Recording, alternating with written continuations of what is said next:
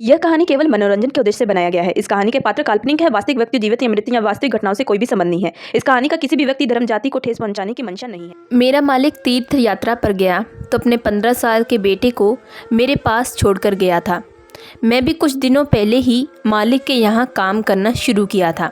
मालिक का बेटा बड़ा ही ज़िद्दी था। वह दिमागी तौर से थोड़ा पागल था। इसलिए मालिक ने कहा था कि मेरा बेटा जैसा कहेगा तुम्हें वैसा ही करना पड़ेगा। तुम्हें उसकी हर इच्छा को पूरा करना पड़ेगा, नहीं तो वो पूरे घर को सर पर उठा लेगा। तुम उसे अकेली नहीं संभाल पाओगी। मैं भी अपने मालिक की बातों को अच्छे से मान लिया। लेकिन जैसे ही मालिक दूसरे दिन तीर्थ यात्रा पर गया तो मालिक का बेटा रोज़ मुझे काली घोड़ी की सवारी करने की जिद करने लगा। वैसे मालिक का बेटा बहुत हैंडसम था, लेकिन उसकी उम्र से यह अंदाज़ा नहीं लगाया जा सकता था कि वह सिर्फ अभी 15 साल का है। उसे देखकर अक्सर मेरे जज्बात उठने लगते थे, लेकिन मैं अपने जज्बातों पर हमेशा काबू पाया करती थी। एक रात को बहुत तेज बारिश हो रही थी। उस दिन घर में मैं और मालिक का बेटा अकेले थे। अचानक ही मालिक का बेटा मेरे कमरे में आया और बहुत ही ज़्यादा जिद करने लगा कि उसे अभी के अभी काली घोड़ी की सवारी करनी है। ये सुनकर मुझे थोड़ी शर्म सी आने लगी, लेकिन बाद में मैं बच्चा समझकर उसकी बात को मान लिया। मैंने कहा कि बताओ मुझे क्या करना पड़ेगा। तभी मालिक के बेटे ने घोड़ी की तरह बनने को कहा। मैंने भी उसकी बात को मान लिया कि तभी अचानक उसने लाइट बंद करते ही पूरे जोश के साथ मेरी चीखें निकाल दी, क्योंकि उसने रात भर मेरे साथ, मैं एक छोटे से गांव में रहती थी। हमारे घर में बहुत ही ज़्यादा गरीबी थी। हम लोग घर का गुजारा बहुत ही मुश्किल से किया करते थे। मेरे घर में मेरी माता पिता और 3 बहनें रहा करती थी, जिनका खर्च सिर्फ पिताजी उठाया करते थे। जब मैं 18 साल की हुई तो मैं पिताजी से कहा कि अब काम करने के लिए मैं शहर जाऊंगी, क्योंकि ऐसे हमारे घर के हालात ठीक नहीं होंगे और इतनी गरीबी में गुजारा कर पाना हमारे लिए और मुश्किल होता जा रहा था। मेरे पिताजी भी दिन ब दिन कमज़ोर होते जा रहे थे। वह अब कब तक हमारा खर्चा यूं ही उठाते रहेंगे। यही सोचकर मैंने अपने घर में शहर जाने की बात की थी। माता पिता ने शुरू में मुझे इस बात से इनकार किया, लेकिन आखिर में मेरे कई बार समझाने के बाद मेरे माता पिता मेरी बात को मान चुके थे, क्योंकि मैंने उन्हें कहा था कि शहर में मेरी एक सहेली रहती थी, जिसकी हाल में ही नई नई शादी हुई थी। उसने मुझे कहा था कि वह मुझे शहर में कहीं नौकरी दिलवा देगी, ताकि मेरे घर के हालात बेहतर हो सकेंगे। इसी वजह से माता पिता मेरी बात को मान चुके थे। मेरी सहेली का नाम दिव्या था। उसे भी हमारे घर के हालातों के बारे में अच्छे तरीके से मालूम था। वह मेरी बचपन की सहेली थी। मैं इतना ज़्यादा पढ़ी लिखी नहीं थी कि मुझे कोई नौकरी मिल पाती। इसी वजह से मैंने अपनी सहेली से कहा था कि मुझे कोई छोटी मोटी नौकरी मिल जाएगी, मुझे घर का काम काज क्यों ना करना पड़े, मैं सब कुछ करने के लिए तैयार हूँ, लेकिन मुझे अभी पैसों की सख्त ज़रूरत है। मेरी बातों को सुनकर मेरी सहेली ने मुझे शहर आने के लिए कहा था। अब मैं बहुत ही ज़्यादा खुश थी। मैंने अपना बैग पूरे अच्छे तरीके से पैक कर लिया और दूसरे दिन शहर जाने के लिए रवाना हो चुकी थी। काफ़ी लंबे समय के बाद मैं अपनी सहेली के घर पहुंची। मेरी सहेली मुझे कहने लगी कि उसने अपने पति से बात की थी कि तुम्हें कहीं नौकरी पर लगा दे, और वह भी बात कर रहे हैं। जल्दी कुछ दिन के अंदर हमें कुछ पता चलेगा तो मैं तुम्हें ज़रूर बताऊंगी। तब तक तुम मेरे साथ इसी घर में रहो। हम कुछ दिन अब एक दूसरे के साथ वक्त बिताएंगे। मुझे भी मेरी सहेली की बात सही लगी थी। आखिर में इतनी जल्दी शहर में नौकरी कहाँ मिलती है, मुझे थोड़ा इंतज़ार करना ही पड़ेगा। मेरी सहेली के मुताबिक पूरे 2 दिन बीत चुके थे। फिर अचानक ही एक रात मेरी सहेली का पति घर वापस आया और मुझे कहने लगा, दिव्या, निशा के लिए मैंने एक नौकरी ढूंढ ली है। लेकिन वह नौकरी, इसके आगे वह कुछ कहने वाला था कि चुप हो गया। मेरी सहेली कहने लगी कि बताइए ना, बात क्या है। तभी उसके पति ने कहा कि उसके बॉस के दूर के अंकल का बेटा है, जिसका घर कुछ ही दूरी में है। उसके घर में उसका एक छोटा बेटा रहता है, लेकिन वह दिमागी तौर से पागल है और उसकी देखभाल के लिए उन्हें एक नौकर की ज़रूरत है, जो कि हमेशा सिर्फ उसी की देखभाल करे। क्या निशा ये काम कर सकती है? मैं वहीं बगल में खड़ी थी।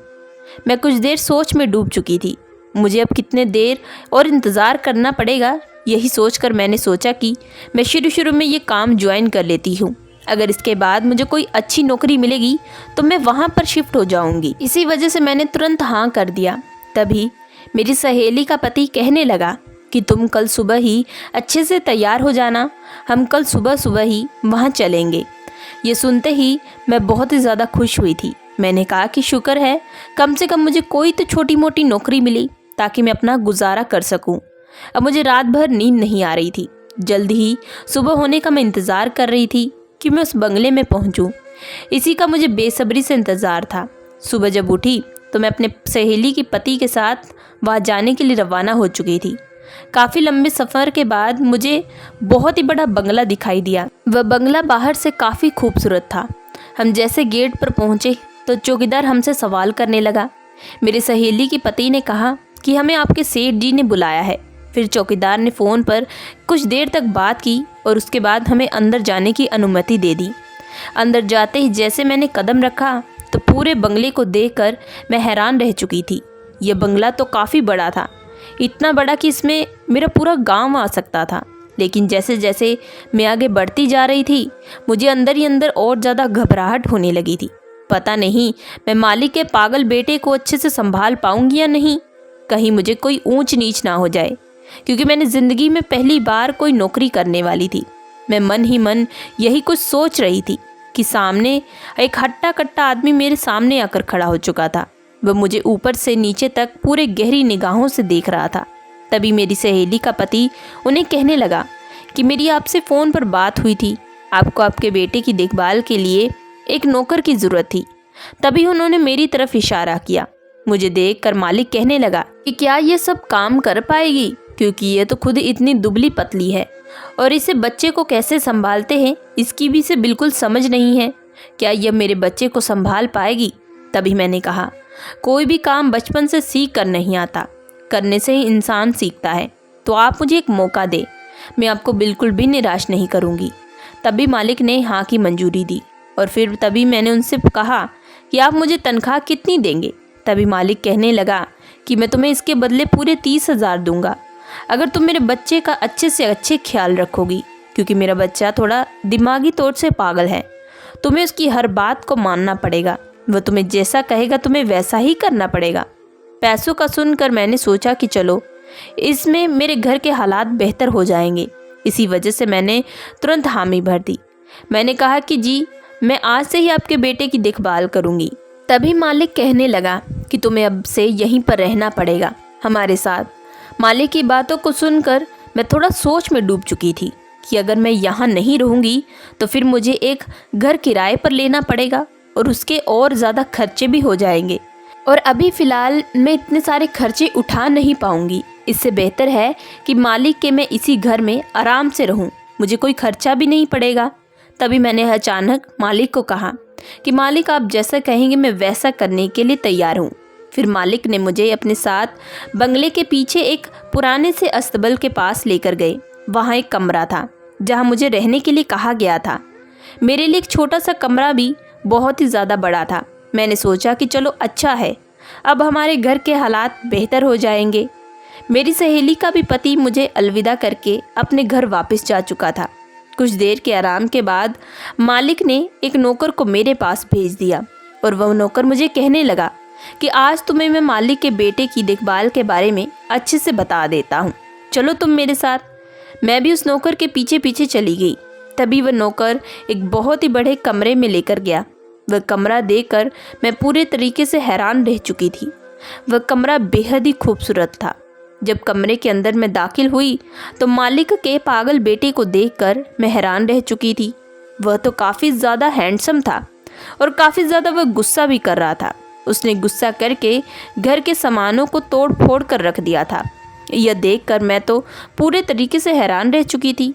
मैं सोचने लगी कि आखिर मैं इस लड़के को कैसे संभालूंगी।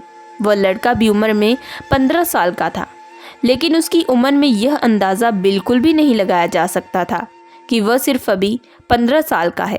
वह देखने में बहुत ही ज़्यादा हैंडसम था, लेकिन उसकी दिमागी हालत देखकर मुझे दिल ही दिल में काफ़ी अफसोस भी हो रहा था।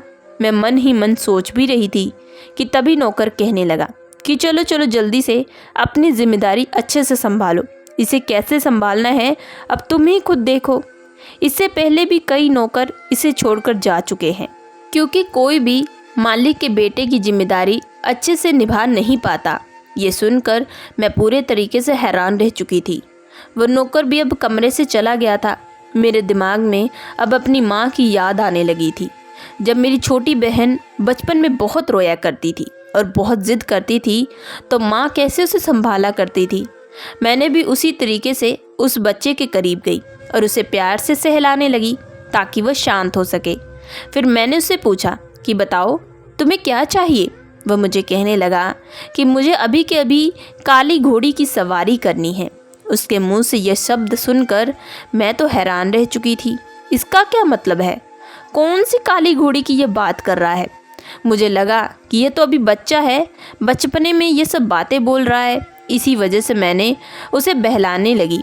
मैंने कहा कि तुम अभी पहले नाश्ता कर लो, उसके बाद हम काली घोड़ी की सवारी करेंगे और देखना तुम्हें बहुत आनंद आएगा। वह भी मेरी बातों को सुनकर बड़ा ही खुश हो चुका था। मैं जैसे जैसे उसकी बातों को मान रही थी, वह लड़का भी मेरी बातों को अच्छे तरीके से मानने लगा था। फिर मैंने उसे नाश्ता कराने के बाद सारे कमरे में जो खिलौने बिखरे पड़े थे उन खिलौनों को समेटने लगी। कुछ देर के बाद मालिक जब कमरे में आया तो यह सब देखकर हैरान रह चुका था। वह कहने लगा, तुम्हारा आज पहले दिन था और तुमने मेरे बेटे को इतनी अच्छे तरीके से संभाल लिया। मैं तो हैरान हूँ और ये शांत बैठा हुआ है। तभी मालिक कहने लगा, कहीं तुमने इसके साथ कुछ किया तो नहीं? मैंने कहा, आप यह क्या कह रहे हैं? अभी तो मुझे आए हुए कुछ वक्त गुजरा है और आप मेरे बारे में ये सब बातें कर रहे हैं। अगर आप ज़्यादा कुछ कहेंगे तो मैं काम छोड़कर चली जाऊंगी। मेरे चेहरे पर इतना गुस्सा देखकर मालिक थोड़ा डर गया था। वह कहने लगा कि नहीं नहीं, मेरा ऐसा मतलब नहीं था। जितने भी नौकर आए थे वह सब के सब इसकी देखभाल नहीं कर पाए और छोड़कर भाग चुके थे। लेकिन अच्छा है तुम इसकी देखभाल कर रही हो, लेकिन ध्यान रखना इसे कभी गुस्सा ना आए, नहीं तो ये पूरे घर को सर पर उठा लेगा, तब हम बिल्कुल भी संभाल नहीं पाएंगे।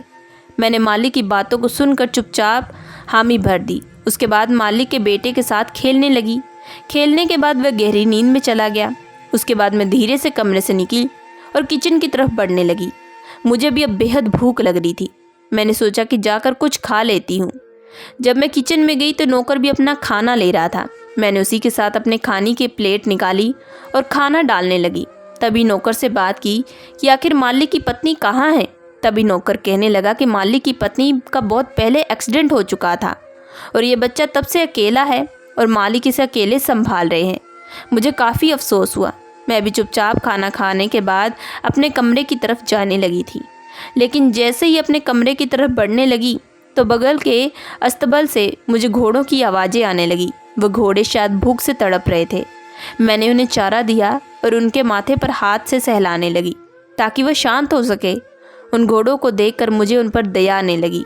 उसके बाद मैं अपने कमरे में चली गई। आज का दिन बड़ा ही थकावट भरा था, इसी वजह से मुझे जल्द नींद आ गई। सुबह मैं जल्दी उठी थी क्योंकि मुझे पता था मालिक के बेटे को मुझे नाश्ता करवाना पड़ेगा। लेकिन आज का दिन कैसा रहेगा ये मैंने सोचा नहीं था।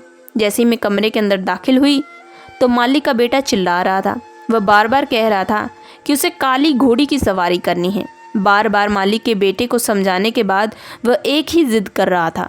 पहले तो मुझे बहुत शर्म आने लगी थी कि वह आखिर ये बात क्या कर रहा है। कहीं इसने कुछ ऐसी वैसी वीडियो तो नहीं देख ली जो ये सब बातें कर रहा है। मैं कुछ देर सोच में डूब चुकी थी। तभी उसके बाद मैं इसे कैसे संभालूं ये सब सोचने लगी।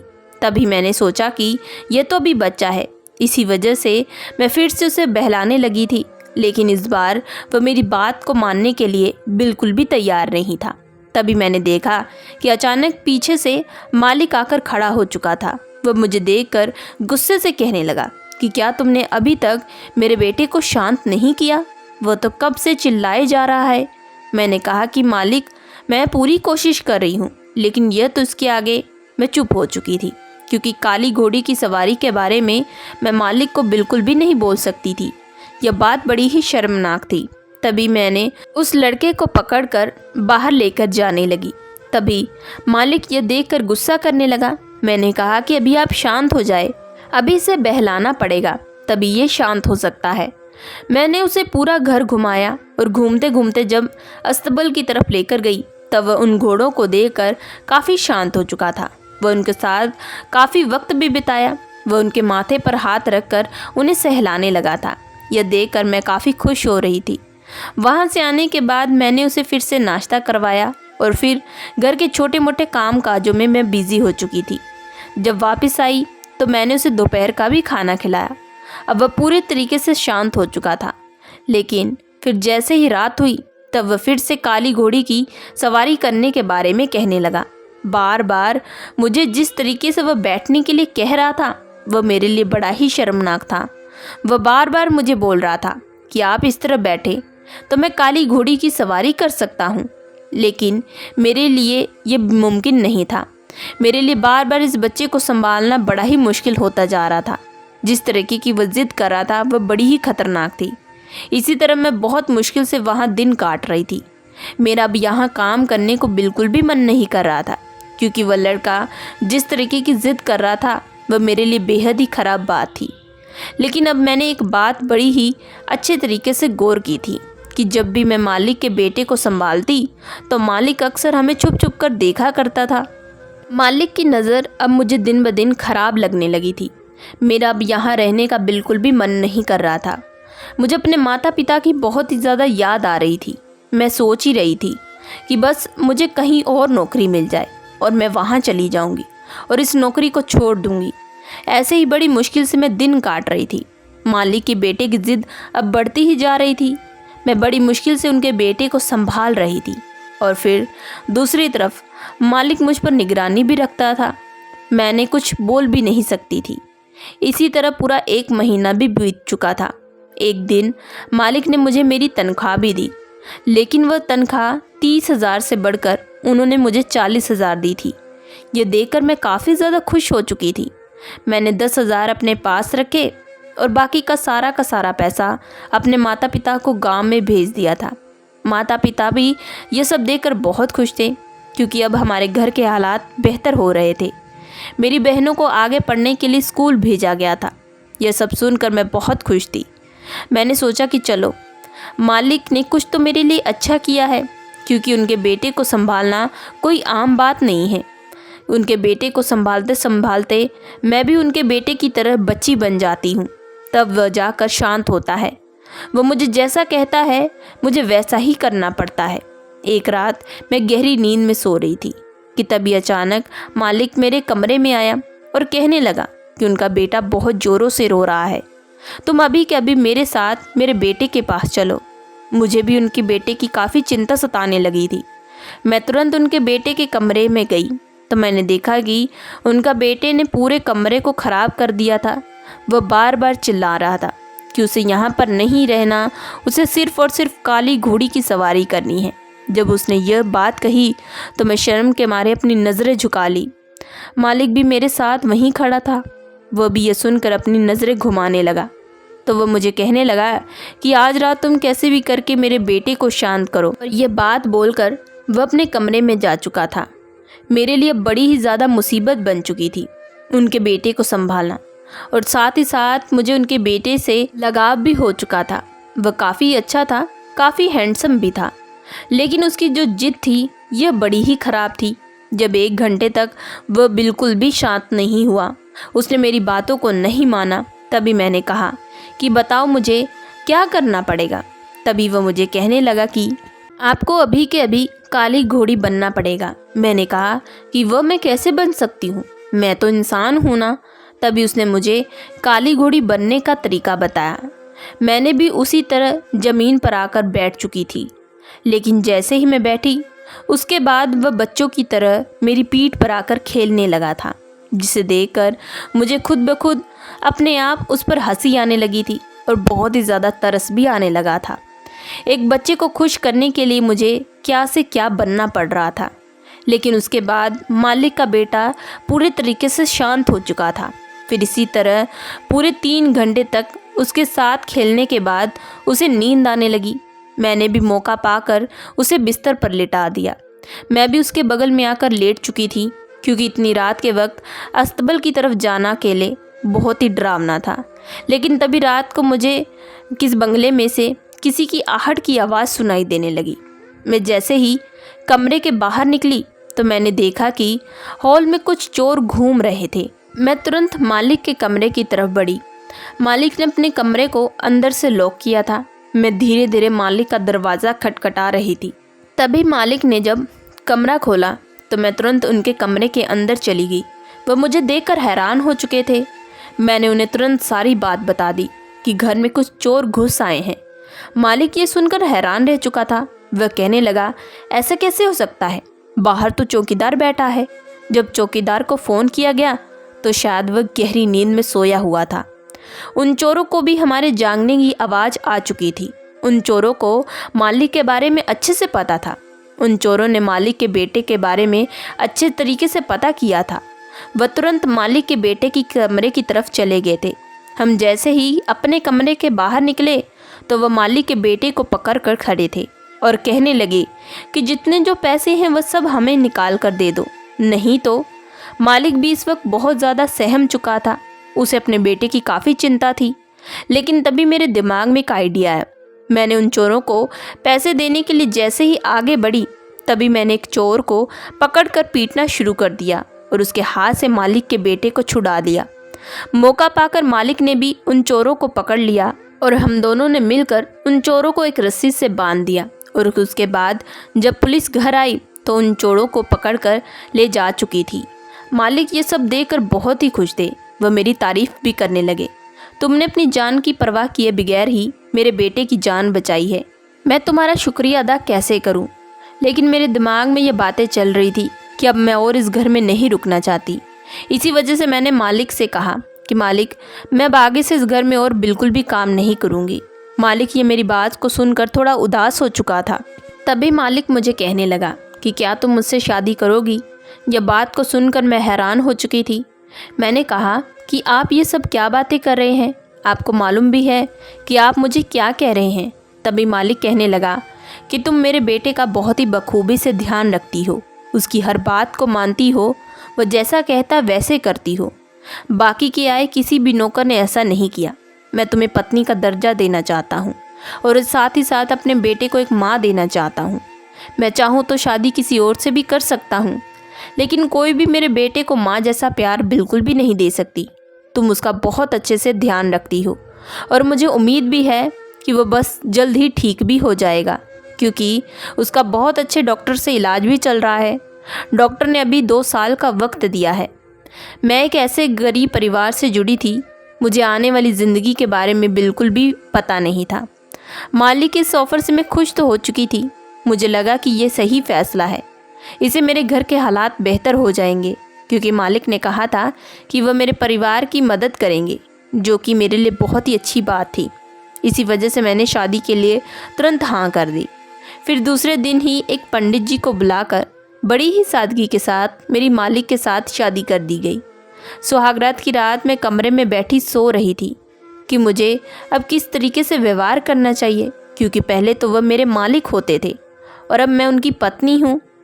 ये सब मैं मन ही मन सोच रही थी कि तभी मालिक कमरे में आए और मुझे कहने लगे कि मानता हूँ तुम्हारे मन में बहुत सारे सवाल चल रहे होंगे, लेकिन मैं तुम्हें बताना चाहता हूँ कि मैं तुम्हें पसंद करने लगा था।